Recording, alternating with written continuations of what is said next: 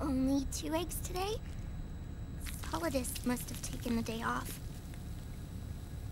7, 8, 9, 2, 5, 9, 0, 3, 6, 0, 3, 3, 0, 5, 3, 0, 5, 4, 8, 8, 2, 4, 4, 6, 6, 5, 2.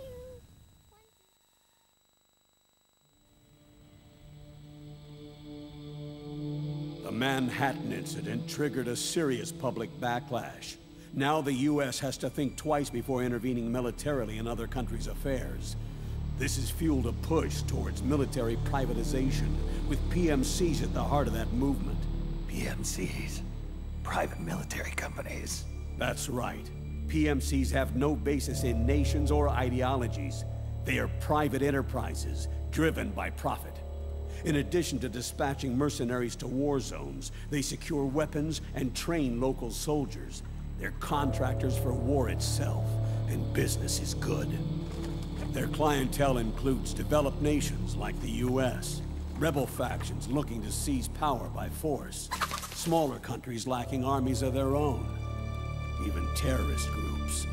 They're in the Americas, Asia, the South Pacific, Europe, Africa, the Middle East. The rise of the PMC has spawned a war by proxy, and it's spreading across the globe. They're... Sonny, we'll eat them later, okay?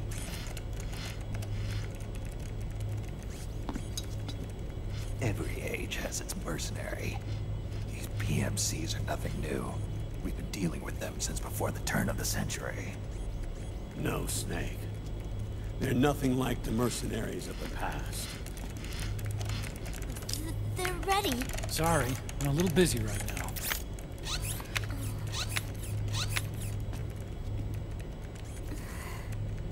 The Pentagon's new battlefield control system has produced a decisive difference between hired guns and the PMCs of today. The system was developed by Arms Tech Security. Arms Tech? You mean AT Corp? Yeah. In recent years, AT Corp has shifted focus from weapons development to security tools.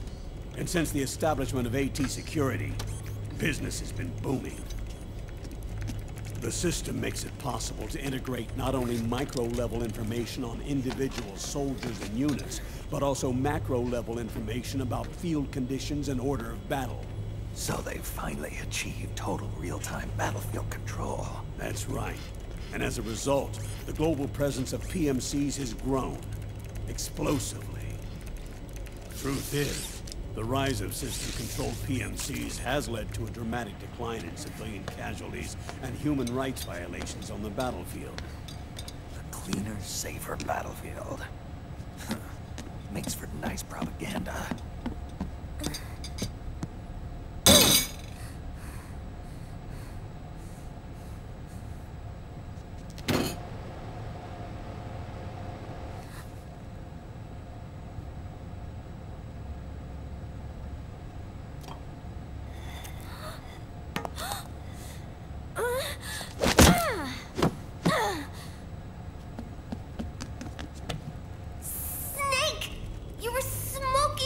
Weren't you?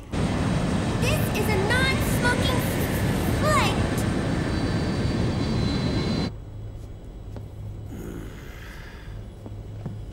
There's more. State governments and rebel groups can't match the maintenance price of standing forces. PMCs, by comparison, are reliable, easy to use. It wasn't long before everybody had them on the payroll.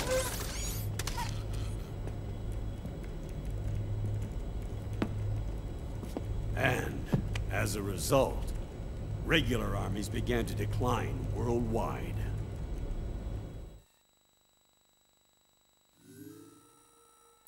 It's hard to believe, I know, but PMCs are beginning to overtake conventional armies in terms of scale. Nowadays, it's the PMCs who serve as standard battalions. They already make up 60% of all combatant forces in zones of conflict. 60%? The fact is, the world now depends largely on PMCs for waging its wars. I thought it was the UN that authorized the PMCs in the first place. The U.S. abstained from voting on that resolution. In effect, Washington was endorsing PMCs without ever revealing its true intentions. Until they got wind of the uprising, that is.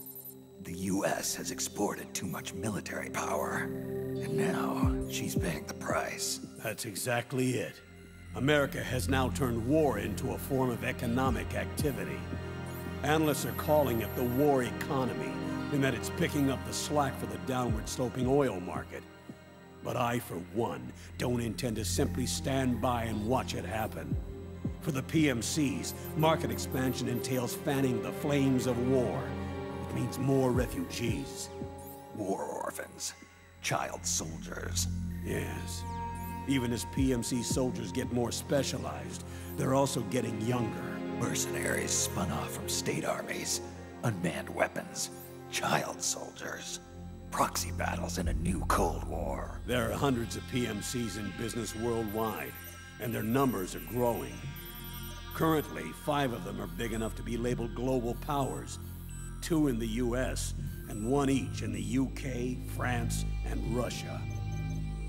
Reconnaissance has revealed that those 5 PMCs are run by a dummy corporation that acts as a single mother company. This mother company embodies the 5 largest PMCs. Her name is Outer Heaven. Outer Heaven? You mean? That's right. It's Liquid. Liquid? He's taken command of this immense army and is now preparing to unleash an insurrection. I watched him die. His will lives on, in the body of the man once known as Ocelot. He aims to fan the flames of war even higher, to create the perfect world once envisioned by Big Boss. The one world in which soldiers will always have a place. He must be stopped, before it's too late. Do you understand, Snake? Any means necessary. Just stop Liquid's insurrection. Even